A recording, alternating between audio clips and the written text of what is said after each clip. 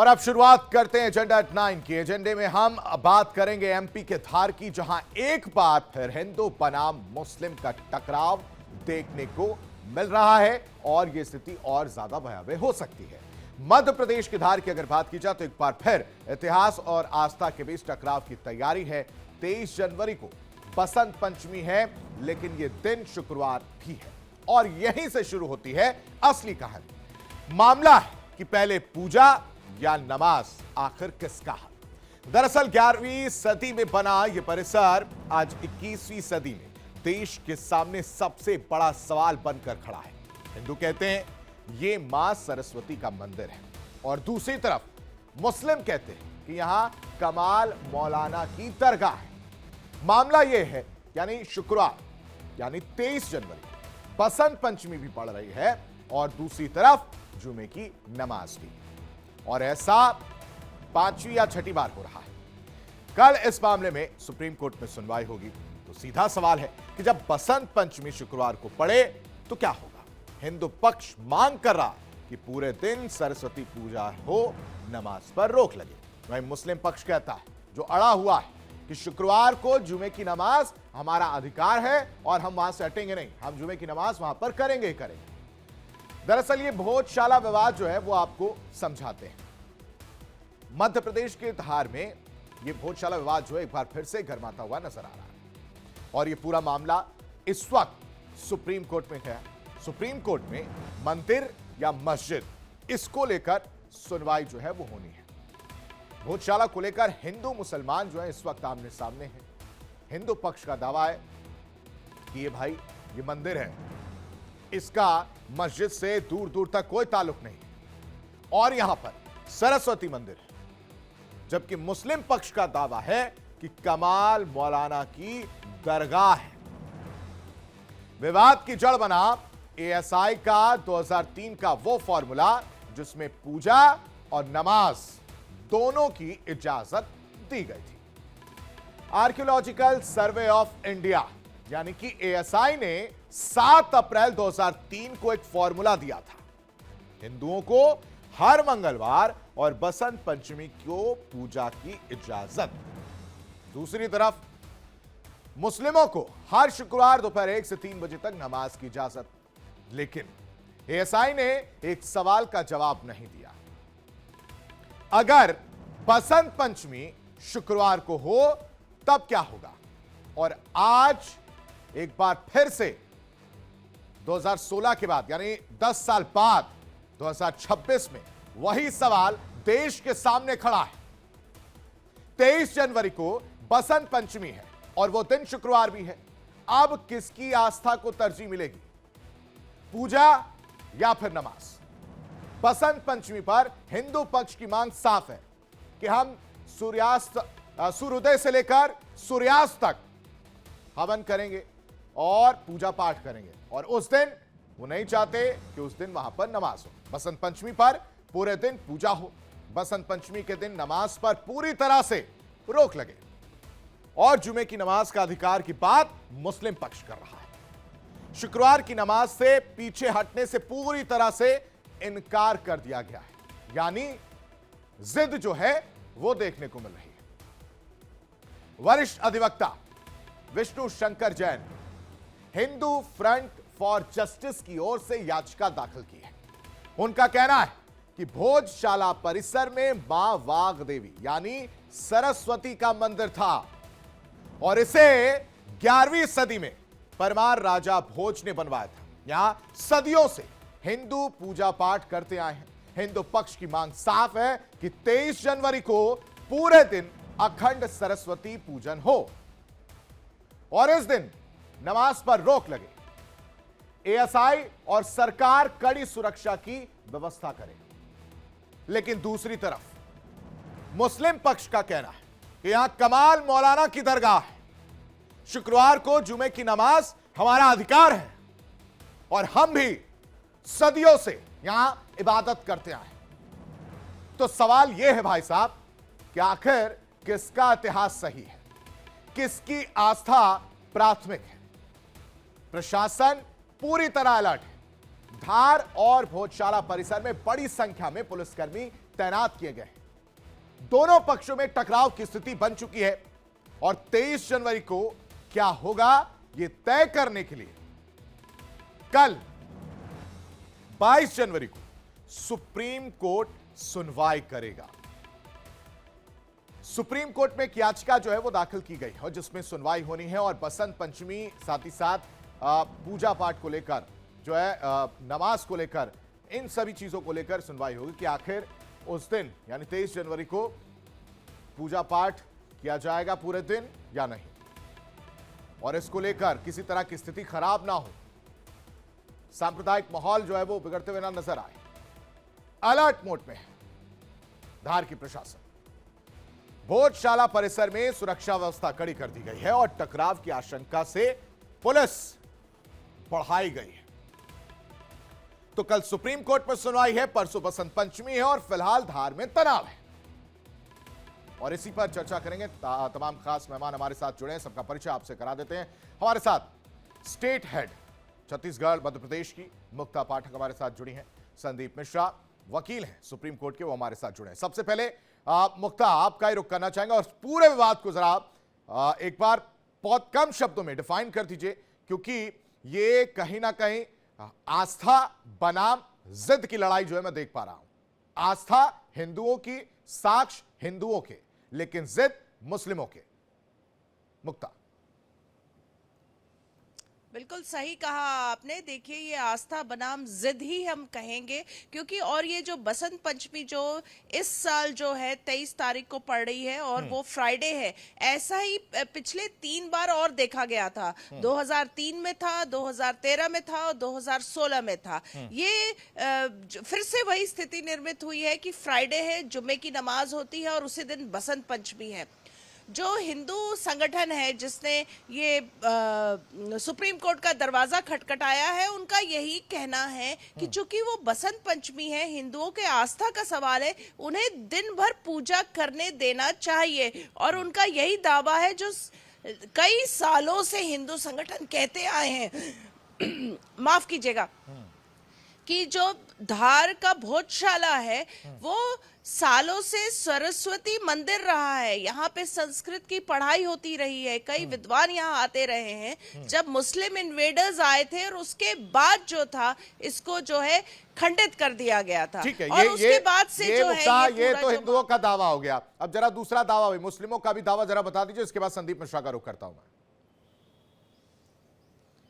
जी बिल्कुल। देखिए, और मुस्लिमों का कहना है चूंकि वो इन्वेडर्स के बाद जो है उसके बाद वहां पे जो है नमाज पढ़ना वो जो है वो शुरू हो गया। तो और जब 2003 में जो पूर्व मुख्यमंत्री थे दिग्विजय सिंह ने, उन्होंने ताला लगवा दिया था और सशर्त ये कर दिया था कि हिंदू जो है वहां पे जाके एक जो स्पेसिफाइड टाइम है उसी समय जो है वो वहां पे पूजा कर सकते हैं और मुस्लिम जो है वहां पे नमाज अदा कर सकते हैं, और तब से ये चला आ रहा है। लेकिन अब जब सुप्रीम कोर्ट में याचिका दायर हो चुकी है, वहां पे कल सुनवाई होगी और जो पक्ष है, जो उनका दावा है और उनका जो कहना है कि 23 तारीख को उनको जो है जुम्मे की नमाज नहीं होनी चाहिए और हिंदुओं को पूजा करने की इजाजत देनी चाहिए। ठीक है, संदीप मिश्रा वकील हमारे साथ सुप्रीम कोर्ट के।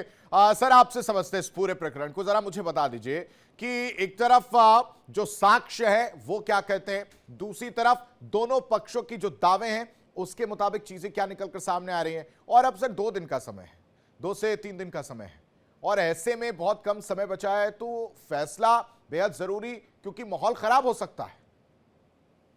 देखिए, मैं पहले तो लीगल इश्यूज पे आ जाऊं, क्योंकि जो बात आप कह रहे हैं, मध्य प्रदेश में केवल दावा ही नहीं है, सबूत भी है।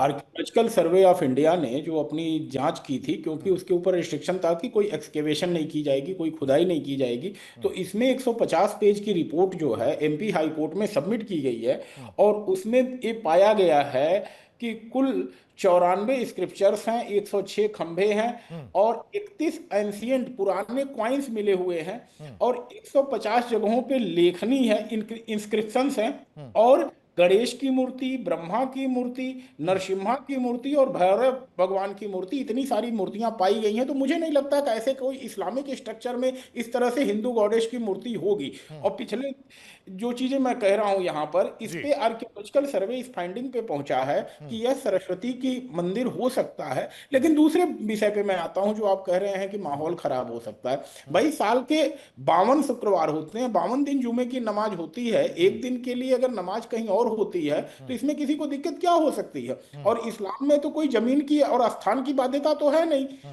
इस्लाम में कहीं भी अगर आपको इबादत करनी है, मूर्ति पूजक तो होता नहीं है इस्लाम में कोई भी व्यक्ति जो है।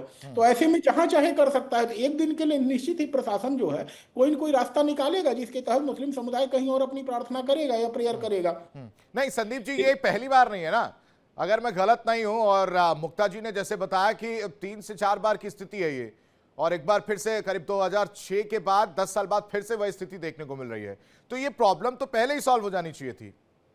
नहीं, देखिए, पॉलिटिकल पार्टीज इस तरह का माहौल तो क्रिएट करना चाहेंगे जिसके तहत कहीं न कहीं मुस्लिम लोगों का मुस्लिम रहनुमा बनने की कोशिश करेंगे, और हिंदू संगठन तो अपना दावा केवल हवा में नहीं कर रहे हैं बल्कि आधार पे कर रहे हैं, क्योंकि मंदिर उसमें पूजा की अनुमति मिली हुई है, हम करते भी आ रहे हैं। तो जो सुप्रीम कोर्ट ने इसको इंटरटेन किया है, सबसे बड़ी बात ये देखिए कि महत्व को समझते हुए कि 23 तारीख को बसंत पंचमी और 22 तारीख को सुप्रीम कोर्ट अगर सुनने के लिए तैयार हुई है तो निश्चित ही इस महत्व को समझ रही है कि सनातनियों के अधिकार भी हैं। ऐसा नहीं है कि एक समाज को अधिकार है तो दूसरे को नहीं है। तो हमारे अधिकार पर 22 तारीख को सुप्रीम कोर्ट क्या सुनवाई करती है, इस पे बहुत सारी बातें होंगी, लेकिन सबसे बड़ा आधार है हमारा जो दावा है कहीं भी हवा में नहीं है, सब एएसआई के सर्वे के आधार पे है। और अगर खुदाई का पॉइंट अगर हम हटा दें तो शायद अगर खुदाई होगी तो बहुत सारी चीजें निकल के आएंगी। जैसे हमने कहा कि इतनी सारी देवी देवताओं की मूर्तियां वहां पे हैं, तो मुस्लिम समाज को तो इस पे दावा बेवजह करना होता है। इस पर मतलब एक तरह से कहें कि नहीं, अगर यही तो समस्या है सर, कि उनको समझाने के लिए कैसे उनको समझाया जाए, क्योंकि उनके जो रहनुमा है, जो उनके मौलाना है, वो भी वही पट्टी पढ़ाते नजर आ रहे हैं, वो भी मानने को तैयार नहीं है, क्योंकि सबूत तो अपने आप में बहुत कुछ कह रहे हैं। और ये भी तो फैक्ट है ना, ये भी तो सही है ना, कि आपके पास उस शहर में करीब 23 से 24 मस्जिदें और हैं, वहां जाकर आप अपनी नमाज अदा कर लीजिए, एक दिन की बात है। लेकिन जिद वाली वो चीजें निकल कर आ रही ना संदीप जी। आशीष जी, बसंत पंचमी हर 52 हफ्ते थोड़ी ना होती, साल में एक बार आती है ना। हाँ हाँ। अगर देश का अल्पसंख्यक समाज 82 करोड़ की भावनाओं का सम्मान करते हुए, और एक चीज सबसे बड़ी बात, सरस्वती की मूर्ति तो हर शहर में हर कस्बे में होती नहीं है। ये देखिए ना, सरस्वती की मूर्ति का जो अस्तित्व है वहां का एक विशेष महत्व है भोजशाला का। तो इसका सम्मान करते हुए कहीं न कहीं मुस्लिम समुदाय को एक सद्भाव का रास्ता दिखाना चाहिए। जिम्मेदारी सिर्फ हमेशा हिंदुओं पे, सनातनियों पे डाल देने से नहीं होती है। आपको भी बड़ा दिल दिखाते हुए इस चीज विवाद को हवा नहीं देनी चाहिए, और हवा देंगे तो निश्चित ही अदालत का रुख लोग करेंगे। और ऐसे में अगर अदालत का कोई रुख ठीक है होगा तो मुक्ता, हर बार हिंदुओं को बड़ा दिल क्यों दिखाना है भाई? कुछ बड़ा दिल मुस्लिम समाज भी दिखा ले, एक दिन की तो बात है, इतनी तकलीफ क्या है?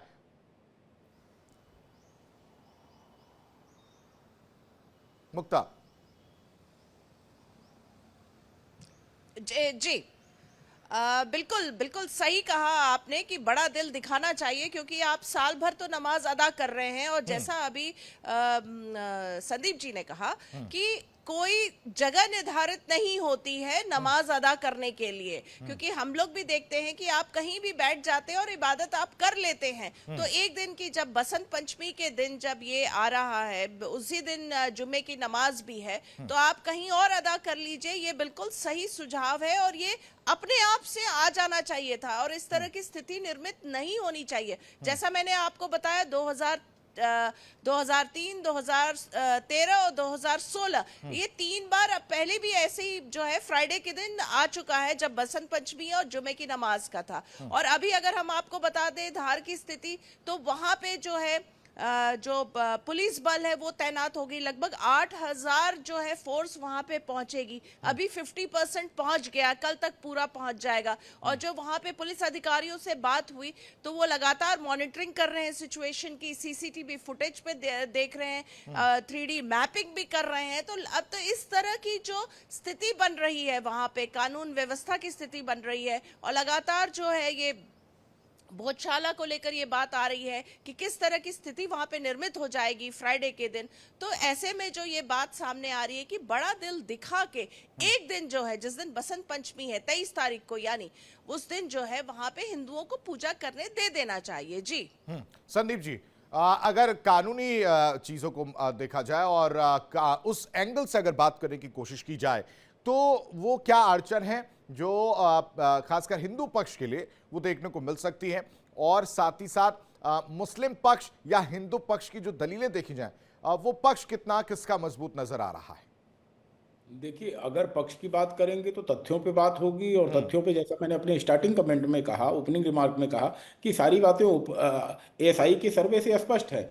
लेकिन बात क्या है कि अभी जो कल बात होगी वह मेरिट पे ज़्यादा इजमेंट्री होगी कि भाई पूजा के अधिकार पर और प्लेसेज ऑफ वर्शिप एक्ट में टकराव। मुझे ऐसा नहीं लगता है कि विपक्ष ये जो अपोजिट खड़ा होगा सुप्रीम कोर्ट में वो प्लेसेज ऑफ वर्शिप एक्ट का हवाला नहीं देगा।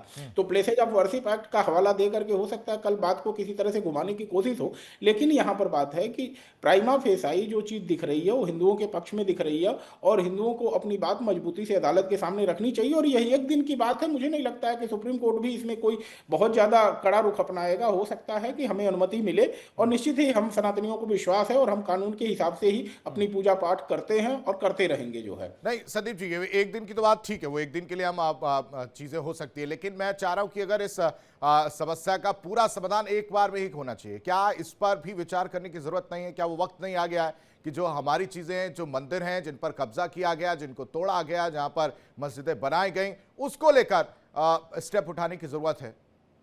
देखिए, सबसे बड़ी बात तो है कि आप जब ऐसे तथ्य पा जाते हैं, जैसे मैंने काशी विश्वनाथ में भी आपको बताया कि जब वहां पे सर्वे हुआ तो त्रिशूल को निशान मिले, तो इन सब के बाद तो व्यक्ति को अपनी सच्चाई खुद स्वीकार करनी चाहिए कि हमारे फोर फादर जो कभी आए थे विदेशों से और उन्होंने तोड़फोड़ की थी हिंदू मंदिरों में, तो उस बात को लेकर के पहले से संघ में भी एक तरह से बात थी कि 3 मंदिरों की बात पे ही खत्म हो जाए। लेकिन आप आंख मूंद लेते हैं और सच्चाई मानने को स्वीकार नहीं होते हैं, तो यह तो निश्चित ही फिर आप आरोप लगाएं कि माहौल खराब हो रहा है, हिंदू पक्ष उसके लिए जिम्मेदार है या सनातनी लोग जिम्मेदार हैं, तो ये सब बातें तो बेईमानी हो जाती हैं। आप अगर 52 दिन हफ्ते में एक हफ्ते के लिए कंप्रोमाइज नहीं कर सकते, एक हफ्ते के लिए समझौता नहीं कर सकते, तो सारा सेकुलरिज्म का ठेका जो है या एक तरह से कहें जिम्मेदारी जो है हिंदुओं ने ही थोड़ी ले रखी है।